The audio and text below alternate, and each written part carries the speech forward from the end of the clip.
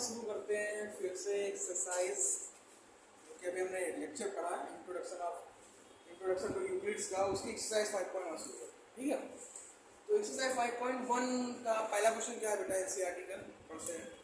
Question ये दिया हुआ है कि which of the following statement are true और फॉल्स, कौन सा ट्रू है कौन सा फॉल्स, ये बताना है। ठीक है, और जो फॉल्स है तो क्यों फॉल्स है, और जो ट्रू है ये क्यों ट्रू है, उसका रीजन भी हमें क्या करना है यहाँ पे। ठीक है, तो फर्स्ट क्वेश्चन क्या है, एक्सरसाइज 5.1 है, इसका पहला क्वेश्चन। अब पहला स्टेटमेंट क्या है, देखो वो स्टेटमेंट पढ़ूंगा, आप लोग पढ़ लेना, फिर डायरेक्टली मैं क्या कर दूंगा उसको बता दूंगा ट्रू है कि फॉल्स है। Only one line can pass through a single point. देखो कह रहा है कि केवल एक लाइन ही पास हो सकती है, एक पॉइंट है, वो कह रहा है कि इससे केवल एक ही लाइन पास हो सकती है,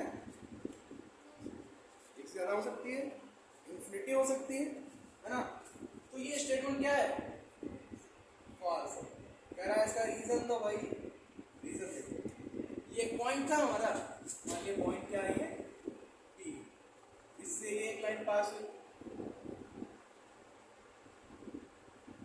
ये एक लाइन पास हुई, एक ये पास हुई, ये एक पास हुई, ये एक पास हुई, ये पास हुई, ये पास हुई, और बहुत सी लाइन पास होती रहेंगे इससे, है ना। तो ये स्टेटमेंट क्या है, फॉल्स। क्यों false, because infinity line can pass through a point. लिखो इसका क्या कहते हैं, स्टेटमेंट क्या लिखोगे इसमें,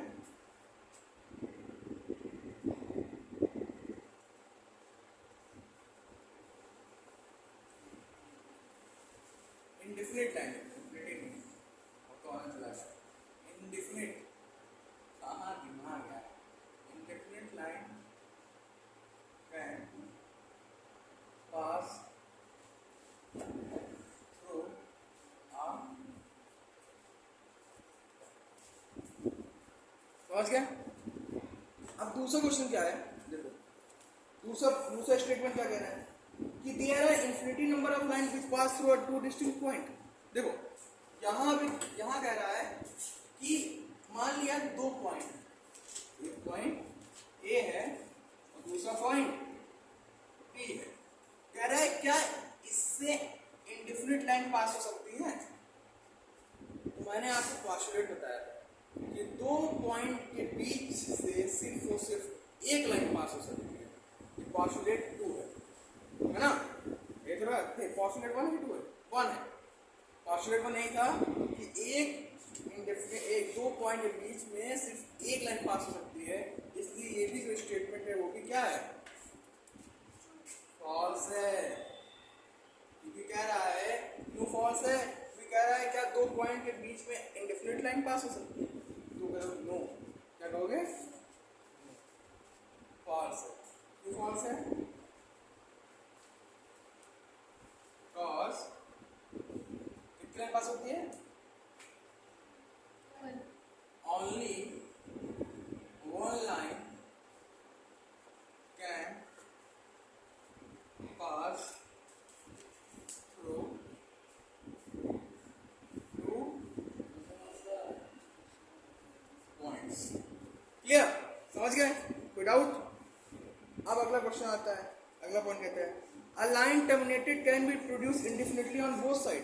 पहले इतना नोट कर लो फिर अगला स्टेटमेंट बताते हैं, ये तो समझ में आ गया ना, नोट कर लो। अब देखो सी स्टेटमेंट क्या कह रहा है, कह रहा है कि लाइन सेगमेंट, सी स्टेटमेंट कह रहा है क्या एक लाइन सेगमेंट को, एक टर्मिनेटेड लाइन को, यानी लाइन सेगमेंट, टर्मिनेटेड क्या कर रहा है, सेगमेंट तो कहलाता है, क्या एक सेगमेंट को प्रोड्यूस किया जा सकता है दोनों तरफ से।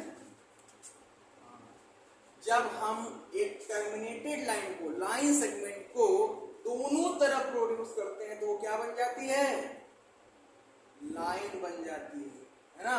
तो ये स्टेटमेंट का क्या है, ट्रू है। क्या है, ट्रू है, क्योंकि हमें पता है if this is a line segment हमेशा दो पॉइंट के बीच में ही होता है, और अगर हम इसको दोनों तरफ से क्या कर सकते हैं, प्रोड्यूस भी कर सकते हैं।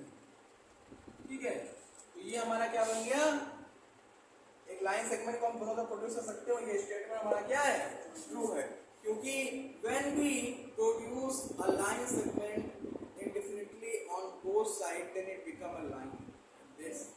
और आगे लिख लोगे ना इसका, उसको छोड़िए, लिख लो।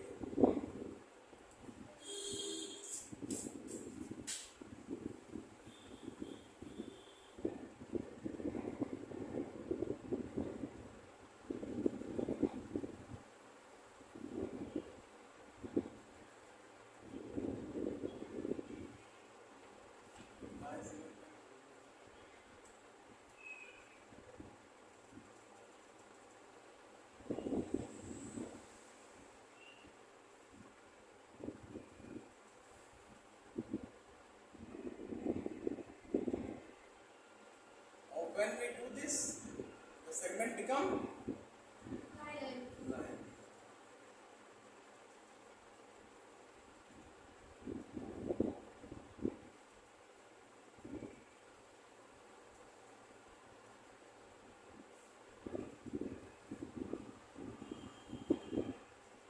Got it? Any doubt?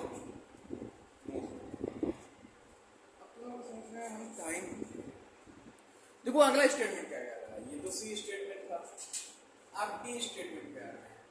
D statement क्या है कि अगर दो सर्किल के रेडियस बराबर है, मान लिया एक सर्किल है ये, इसका रेडियस भी 3 सेंटीमीटर है और एक सर्किल इधर ही बना है। देखो मान लेना, मानने वाली क्लास है मैथ, इसका भी 3 सेंटीमीटर है ना। मम्मी के हाथों की चूड़ियाँ जो होती हैं वो सेम रेडियस की होती है ना, तभी तो इक्वल होती हैं।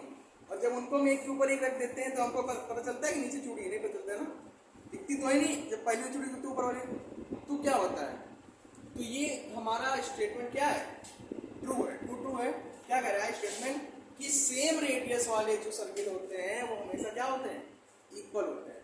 राइट बात, इक्वल है। एग्जांपल करने में इक्वल होती नहीं होती है, सेम रेडियस की होती है वो, है ना। ये स्टेटमेंट क्या है, ट्रू है। अब कहोगे इसका एग्जांपल दो, रीजन बताओ। तो मम्मी क्या छुड़िया नहीं, यहाँ ध्यान दो क्या बताएंगे यहाँ पे, if when we put a circle, है ना, या सुपर इम्पोज कर देंगे एक रीजन को, एक सर्किल को दूसरे के ऊपर, तो हम पाएंगे कि दोनों क्या हो रहे हैं, को इंसाइड हो गए। तो इफेक्ट लिखवा देते हैं, on super imposing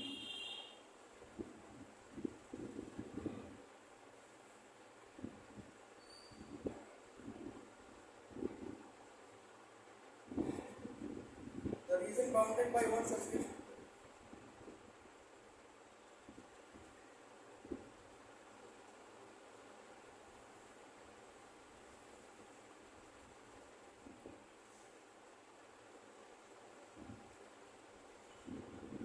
on the other,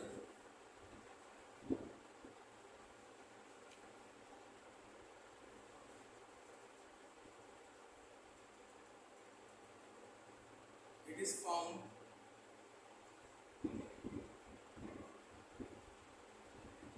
that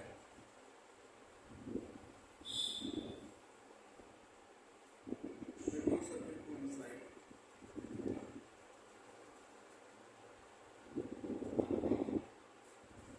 कहना क्या चाहता है, कहना ये चाहता है कि जब हम सुपर इम्पोज करेंगे, एक के ऊपर दूसरा रखेंगे, तो देखो कोइंसाइड हो जाएंगे। कोइंसाइड मतलब क्या, एक दूसरे पे बिल्कुल बराबर रूप से बैठ जाएंगे, रख जाएंगे। इसलिए ये स्टेटमेंट क्या है, ट्रू। समझ गए। अगला स्टेटमेंट क्या है, ये तो हमारा पहला एक्सियम क्या था, जब एक ही है ना, ये हमारा पहला एक्सियम है, ठीक है। अब देखो ऊपर वाला फट देना, तो टी तक स्टेटमेंट मैंने बता दिया है। अब ई पे आते हैं, इस पे आते हैं,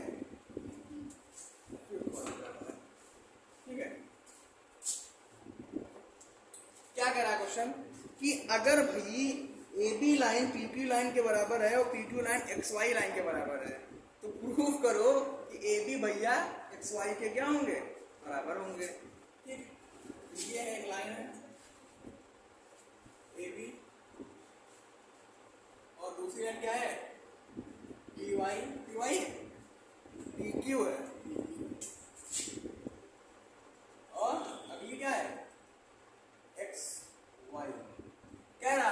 क्वेश्चन क्या दिया है कि ए बी अगर पी क्यू के बराबर है और पी क्यू अगर एक्स वाई के बराबर है तो प्रूफ करो।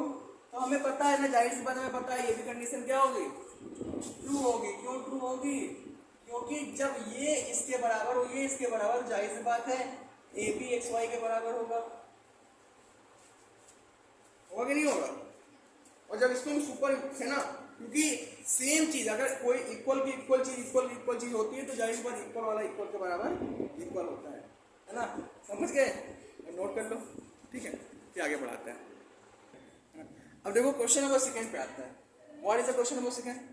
तो क्वेश्चन नंबर सेकंड में क्या है कि परपेंडिकुलर लाइन क्या होती है, पैरेलल लाइन क्या होती है ना, और लाइन सेगमेंट क्या होता है, रेडियस ऑफ सर्किल क्या होता है और स्क्वायर क्या होता है। ये आपका काम है। इन पांचों का डिफिनेशन आप लिख के लाएंगे, है ना, समझाने गारंटी मेरी। फिलहाल आज के लिए इतना ही, धन्यवाद।